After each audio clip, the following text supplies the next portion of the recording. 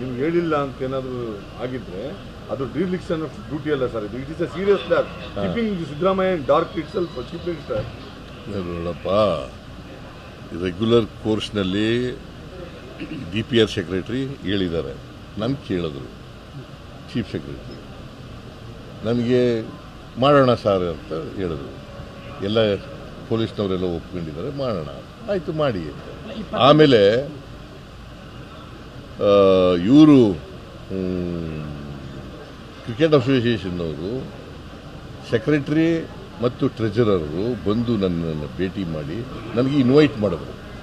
ನಾವು ಮಾಡಿರೋ ಫಂಕ್ಷನ್ ಅಲ್ಲ ಅದು, ಅವ್ರು ಮಾಡಿರೋ ಫಂಕ್ಷನ್ನು ನನಗೆ ಇನ್ವೈಟ್ ಮಾಡಿದ್ರು. ಆಮೇಲೆ ಗವರ್ನರು ಕೂಡ ಬರ್ತಾರೆ ಅಂತ ಹೇಳಿದ್ರು. ನಾನು ಹೋಗಿದ್ದೆ ಅಷ್ಟೇ.